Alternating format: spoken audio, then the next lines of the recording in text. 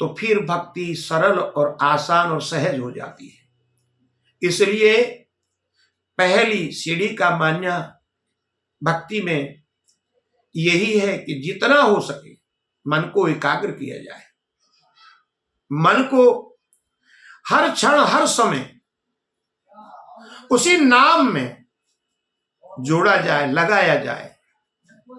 जब वही रस बराबर चलता रहेगा, बहता रहेगा, तो हमारी इंद्रियों के द्वार बंद होते चले जाएंगे और एक ही द्वार खुला रहेगा, केवल परमात्मा और जीव का मिलन होने का मार्ग। क्योंकि साधारण नहीं है ये परमात्मा ने जो मानव शरीर हम और आप सबको दिया है भक्तजनों, ये साधारण नहीं, बहुत ही कीमती साधन है, सुदुर्लभम।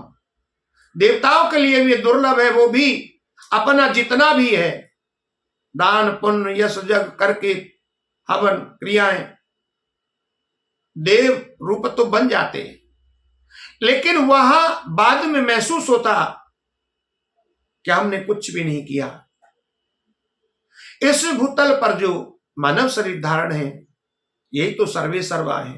हर कार्य के करने की इन्हीं के पास तो एक सूची है। क्योंकि जो भी होगा, मुक्ति का साधन जो बनेगा, ये यहां मृतलोक में ही मानव शरीर में ही प्राप्त किया जा सकेगा। ऐसा सुंदर चोला पाकर के और जो संसार में बिखरी हुई माया से मन को लगा करके संसार रूपी सागर में माया के तत्वों में प्रेम करे, वो कभी भी परमात्मा का प्रेमी हो ही नहीं सकता। इसलिए भागवत प्रेमियों, सबसे पहले जिस योद्धा ने हमें हराया है, जिस योद्धा ने हमको मार्ग छुड़ाया है, उस योद्धा से हमें पहले लड़ना होगा, और उस योद्धा का नाम मन है। मन की गति अपार है, मन के विचार अनंत हैं।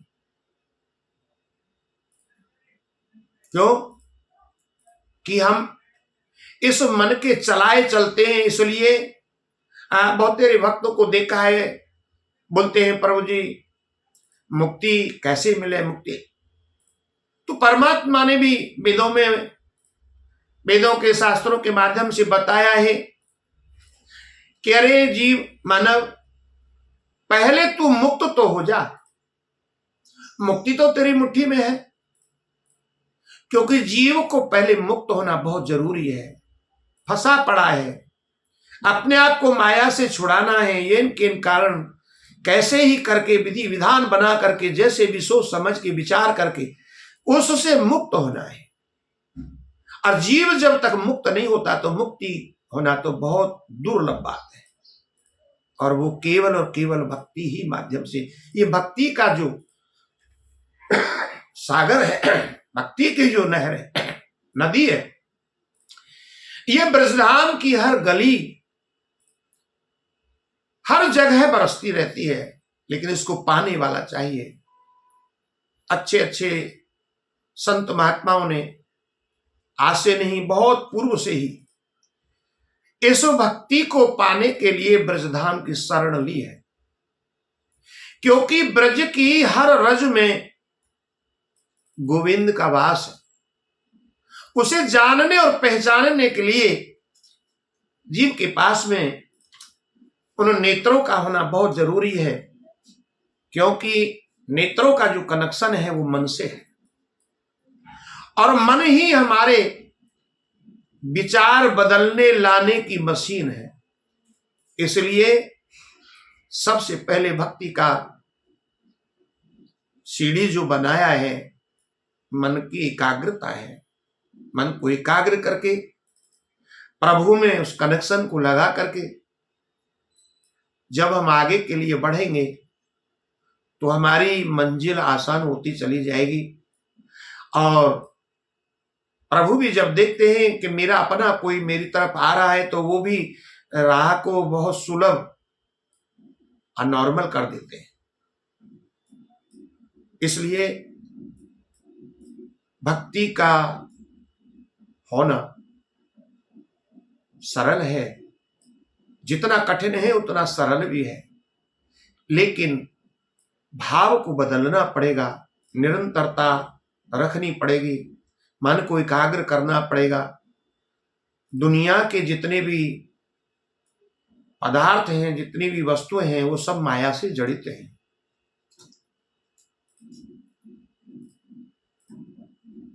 इसलिए एक माध्यम रूप बना करके देखना सबको है, साथ में सबके रहना है, लेकिन मन के कनेक्शन को वहीं लगा करके रखना है, उसे ही अपना बना के रखना है।